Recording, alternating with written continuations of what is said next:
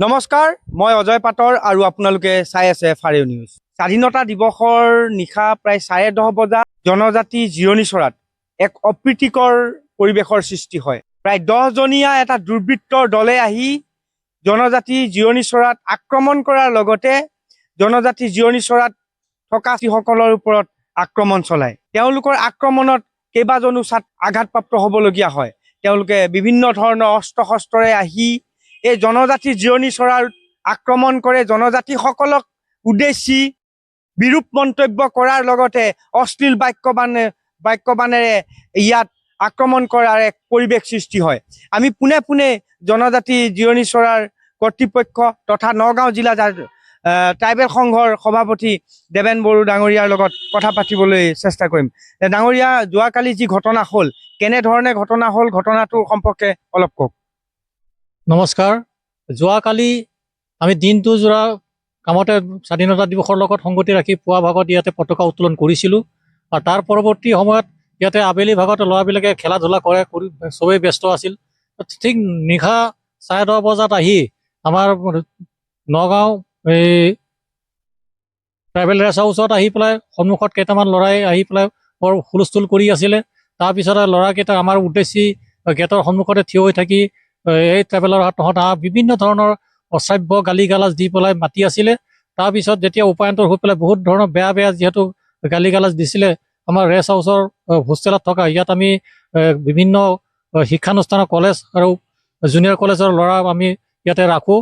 ল'ৰাবিলাক যেতিয়া নামি আহিল, প্ৰথমতে যি কিতাপ পাইছে তাকে উধাই মুধাই তেওঁলোকে আঘাতপ্ৰাপ্ত কৰিছে, মূৰ চূৰ ফালিছে, কিবা কৰিছে, বিভিন্ন অস্ত্ৰ লৈ গৈছে, কোনো বাঁহ চাহ লৈ আহিছে। তেওঁলোকে কাজিয়া কৰিম বুলি ইয়াত আহিছে। তাৰপিছত যাক যেনেকৈ পাৰিছে মাৰিছে। তাৰপিছত ল'ৰাকেইটা যেতিয়া আহিল, তাৰপিছত সিহঁতৰ পিছত যেতিয়া গোটেইখিনি আহি পেলাই হতাহতি হৈ পেলাই ইয়াতে মানে ধৰক এজন মধ্যস্থতাকাৰী আছিলে, তেওঁ কৈছে আমি নাম নাজানো। তেওঁ মানে কৈছে যে তেওঁ কাজিয়া ভাঙিবৰ কাৰণে তেওঁ কৈছে যে যাওক আমি মানে বচাম। তাৰপিছত সিহঁতে বিভিন্ন ধৰণৰ গালি গালাজ কৰি আমি ইয়াতে ধৰক যিকেইটা ল'ৰা ইয়াত মানে এইখিনিত সংঘটিত কৰিলে, কিন্তু প্ৰায় ল'ৰাখিনিকে নাম চাম নাজানে, কিন্তু ল'ৰাকেইটা দেখিলে চিনি পাব বুলি বিশ্বাস আৰু ইয়াৰ সেইখিনি ল'ৰা প্ৰায় এইখিনিৰ আশে পাশে বুলি ইতিমধ্যে আমি গম পাইছোঁ। গতিকে আমি ইতিমধ্যে পুলিচ প্ৰশাসনৰ লগত আমি নিশা যেতিয়া মোক যেতিয়া ফোন কৰিলে, মই মানে বাহিৰত থাকোঁ, ফোন কৰাৰ লগে লগে মই আহিলোঁ। তাৰপিছত পুলিচ প্ৰশাসনৰ পৰাও মানুহ আহিল, তেখেতসকলে আহি পেলাই ইয়াত চোৱা চিতা কৰিলে। তাৰপিছত আঘাতপ্ৰাপ্ত হোৱা ব্যক্তিকেইজনৰ ছাত্ৰসকলক আমি পুলিচ কৰ্তৃপক্ষৰ জৰিয়তে পুলিচৰ জৰিয়তে নগাঁও চিভিল হস্পিটেলত আমি মেডিকেল টেষ্ট কৰাইছোঁ। তাৰপিছত ৰিপৰ্ট দিলোঁ। আজি FIR এখন দিছোঁ। তেওঁলোকে যাতে উচিত ব্যৱস্থাৰে অনুসন্ধান এটা কৰি তাৎক্ষণিকভাৱে সেই দুৰ্বৃত্তৰ দলটোক যাতে কৰায়ত্ব কৰি বিহিত যাতে ব্যৱস্থা কৰে, আমাক ইয়াত শান্তিপ্ৰিয়ভাৱে যাতে বসবাস কৰিবৰ কাৰণে যাতে প্ৰশাসনে এইখিনি প্ৰচেষ্টা কৰে, তাৰ কাৰণে আমি পুলিচ প্ৰশাসন আৰু জিলা প্ৰশাসনক আমি অনুৰোধেৰে আহ্বান কৰিছোঁ। আৰু এই সন্দৰ্ভত আমি ছিনিয়ৰ পুলিচ সুপাৰিণ্টেণ্ডেণ্ট ছাৰক SP ছাৰকো লগ কৰিম আৰু মানে জিলা আয়ুক্ত ছাৰকো লগ কৰিম। আৰু গতিকে আমি আশা ৰাখিছোঁ পুলিচ প্ৰশাসনৰ জিলা প্ৰশাসনে এই দুৰ্বৃত্তৰ দলটোক অতি সোনকালে চিনাক্তকৰণ কৰি অনুসন্ধান কৰি তেওঁলোকক কৰায়ত্ব কৰি উচিত ব্যৱস্থা শাস্তি যাতে প্ৰদান কৰে।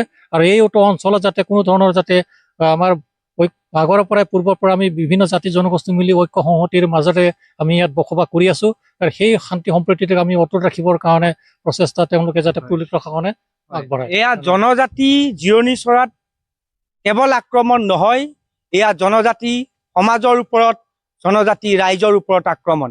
আজি আতংকিত হৈ পৰিছে নগাঁও জিলা জনজাতি জিৰণি চৰা ছাত্ৰাবাসত থকা ছাত্ৰসকল। তেওঁলোক শংকিত হৈ পৰিছে। তেওঁলোকে এই শংকাৰ মাজত জীৱন অতিবাহিত কৰিবলগীয়া হৈছে। যোৱা নিশা যি এক অপ্ৰীতিকৰ ঘটনাৰ সৃষ্টি হ'ল, তাৰ পিছত এতিয়া চিন্তাত পৰিছে। আমাৰ লগত আছে নগাঁও জিলা সদৌ ছাত্ৰ সন্থাৰ নগাঁও জিলাৰ ভাৰপ্ৰাপ্ত সভাপতি। তেখেতৰ লগতো আমি কথা পাতিবলৈ চেষ্টা কৰিম যে কি হৈছিল, ঘটনাটো কেনেধৰণে হৈছিল আৰু কি দৃষ্টিৰে চাই এই আক্ৰমণটো কেৱল জনজাতি জিৰণি চৰাৰ ওপৰত আক্ৰমণ নে জনজাতীয় ছাত্ৰ ছাত্ৰীসকলৰ ওপৰত আক্ৰমণ। মই তেতিয়া মই 10:30 মান হৈছে। তেতিয়া মই আপোনাৰ মানে মোৰ ঘৰৰ লগত কথা পাতি আছিলোঁ। ঘৰৰ মানুহ ফোন কৰিছিলে।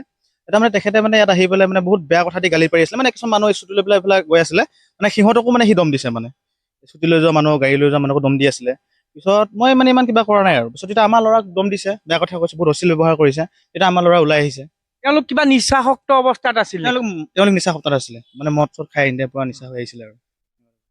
এই যে নিচাসক্ত অৱস্থাত থকা একাংশ যুৱকে আহি জনজাতি জিৰণি চৰাৰ ওপৰত যি আক্ৰমণ, এই নিচাজাতীয় দ্ৰব্যসমূহ যদি নগাঁও চহৰৰ পৰা নিৰ্মূল কৰিব পৰা নাযায়, তেতিয়াহ'লে কিন্তু এনেকুৱা ধৰণৰ ঘটনা অনাগত দিনতো যে নঘটিব তাৰ কোনো মানে নাই। আমি জিলা প্ৰশাসনক অনুৰোধ জনাম যাতে এনেকুৱা ধৰণৰ ঘটনা আৰু পূৰ্বলে নঘটক, জনজাতিসকলক সুৰক্ষা দিয়ক। জনজাতি জিৰণি চৰাত আক্ৰমণ ই কিন্তু অসমৰ অলিখিত ঘটনা হিচাপে হৈ ৰ'ব। জনজাতিসকলৰ ওপৰত আক্ৰমণ কোনো কাৰণতেই সহ্য কৰা নহ'ব। সেই একেমুখে আজি জনজাতীয় সমাজৰ ছাত্ৰসকলে আজি ক'বলৈ বিচাৰিছে।